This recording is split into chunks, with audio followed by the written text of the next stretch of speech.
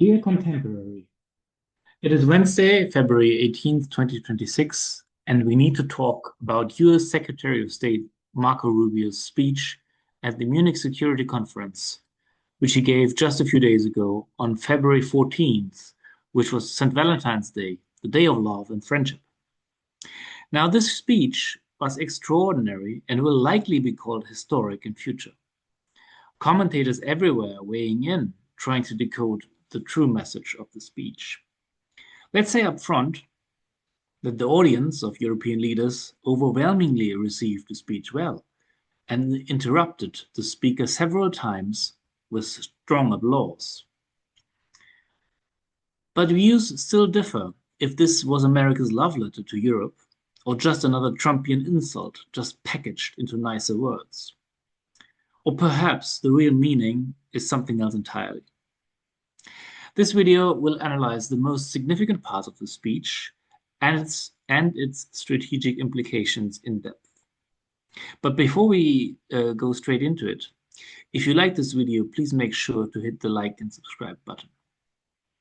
With that out of the way, let's see what US Secretary of State Rubio had to say, put into context, and consider its strategic implications. First of all, let's consider the context. The speech was given at the Munich Security Conference, an annual gathering of world leaders discussing national security policies. This conference has seen some historic moments. For example, 2008, when Putin accused the West for encroaching on Russia and thus ended Putin's pro-Western policies. Or 2022, when the Western leaders decided to sanction Russia in the event of a war in Ukraine, a war that would just come days later. Or even last year in 2025, when the freshly inaugurated Vice President of the United States, J.D. Vance, came to Munich to berate the Europeans and level unheard of allegations at the liberal democracies of Europe. He accused them of curtailing freedom of speech and persecuting political opponents from the far right. He starkly concluded that if Europe was so massively manipulating and limiting democratic rules and norms, that then America and Europe may no longer share much in the vein of common values, which needed to be defended. The European leaders present were aghast, shaking their heads in shock. J.D. Vance had made it seem as if Europe was the true threat to democracy, not Russia, with its ongoing invasion of Ukraine. Europe had expected to continue to talk about Russia as the big boogeyman, as in the years before, and now it found itself in the crosshairs of harsh criticism. In the years since, the rift between Europe and Trump's America has, as if anything, widened.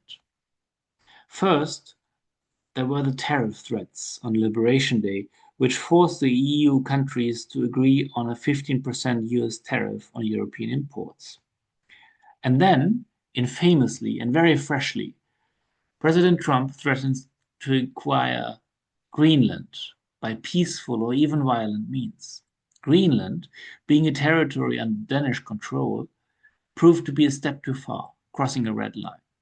European leaders Friedrich Merz of Germany, Emmanuel Macron of France, and Sir Keir Starmer of Britain sent a strongly worded protest to Washington and even dispatched some military personnel on a symbolic mission to Greenland in a show of support for Denmark.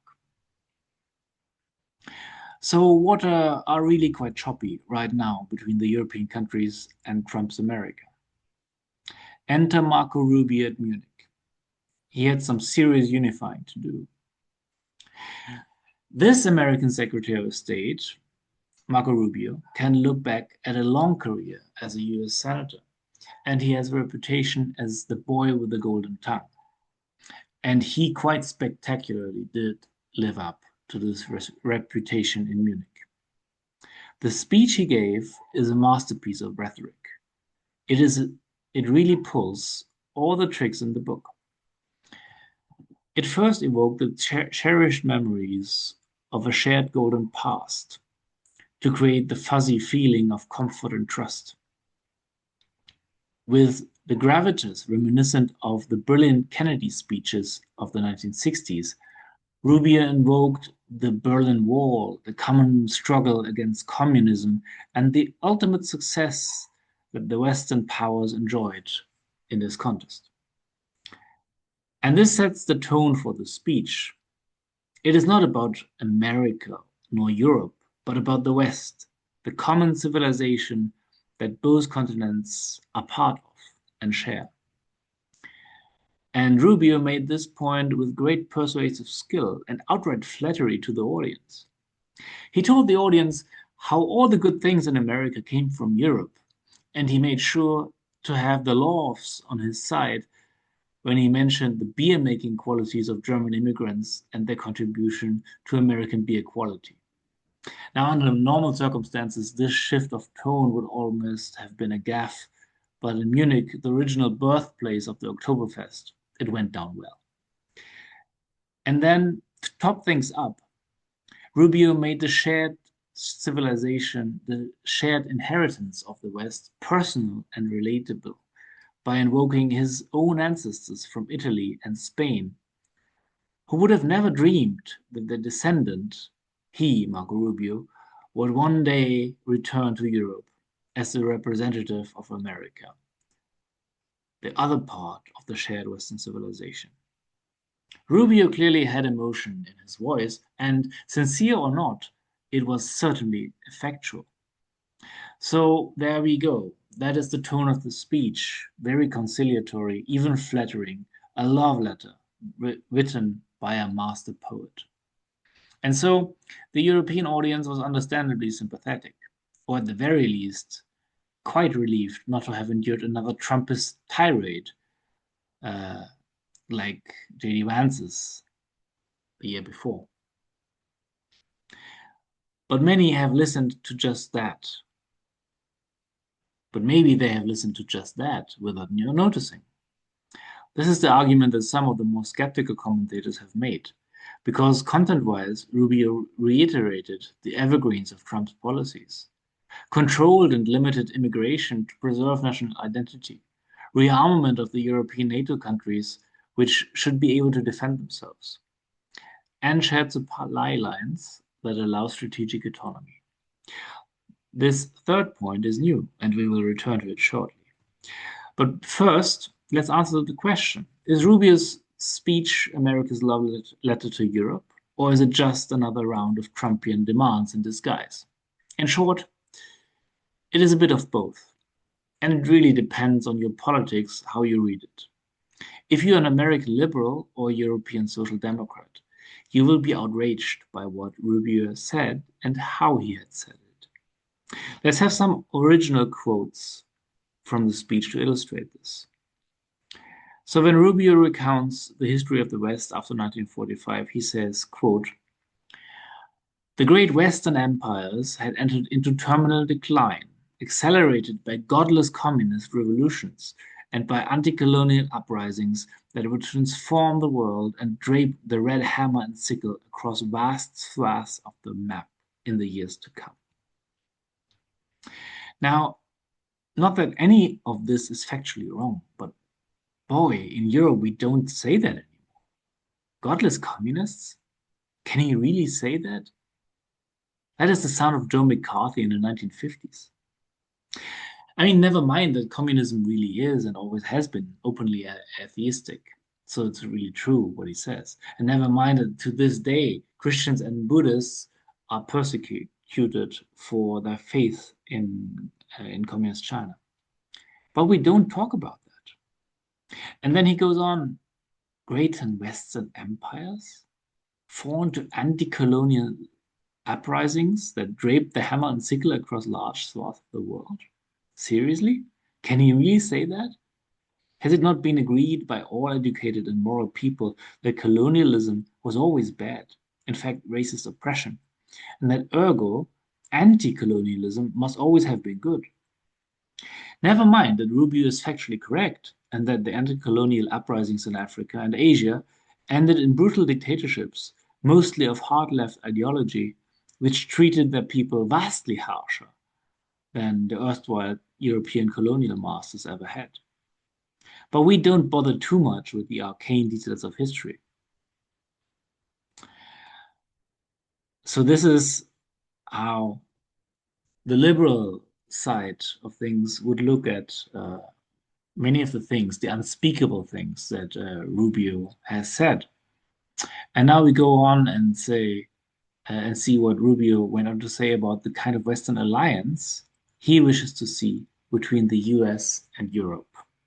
Quote, an alliance to defend our people, not one that exists to operate a global welfare state and atone for the purported sins of past generations, but one that does not maintain the polite pretense that our way of life is just one among many and that asks for permission before it acts.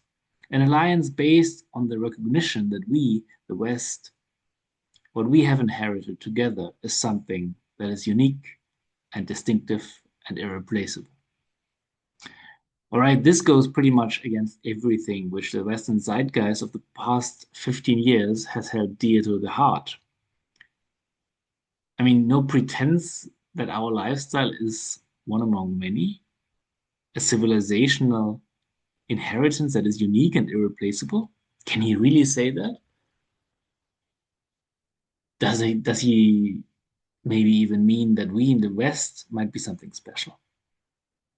Indeed, this is exactly what Rubio says.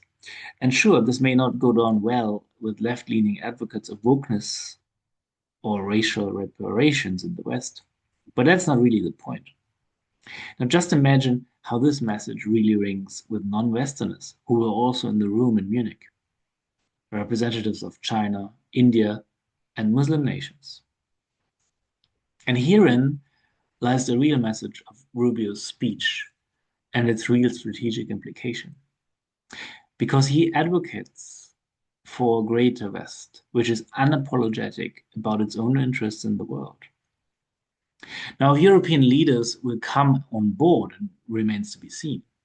But if Trump-style mega politics last in America beyond 2028, chances are they will.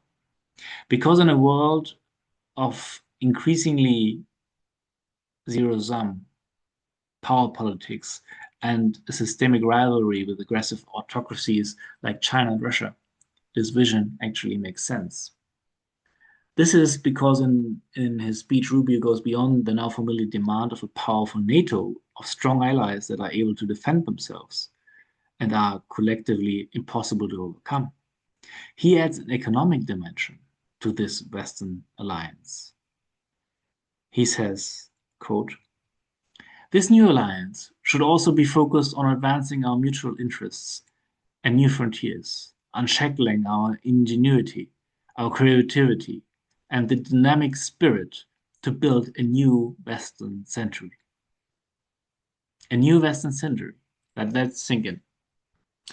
After Rubio had explained in his very speech that the West had been expanding for 5 centuries since Columbus discovered America. And after he had been bemoaned in this speech the fact that after 1945, the West had contracted for the first time because of godless communist uprisings in the colonies. And now he calls for a new Western century. Rubio goes on to specify the goals of this alliance. Commercial space travel and cutting-edge artificial intelligence, industrial automation, and flex manufacturing, creating a Western supply chain for critical minerals not vulnerable to extortion from other powers, and a unified effort to compete for market share in the economies of the global South. Together, we can not only take back control of our own industries and supply chains, we can prosper in the areas that will define the 21st century. In effect, Rubio is therefore calling for a united, unified West that is not only a security alliance, but an autonomous, integrated economic Western bloc, one that competes with the global South and one that is expanding. It's the West against the rest, essentially. So really, Rubio's speech is only partially addressed to the Europeans. The underlying message is to the non-Western powers in the world, the autocracies in China, Iran, Russia, and in African countries. The message is this: America is luring Europe into a Western alliance with this masterly love letter, and together they will be coming after you. Now, if I was sitting in Moscow or Beijing, I would be worried. If you like this analysis, please tick like and subscribe to this channel. Also, if you would like to know how the story continues and how the Western Alliance could become the Greater Western Alliance, please check out the next video on the newest developments in Latin America.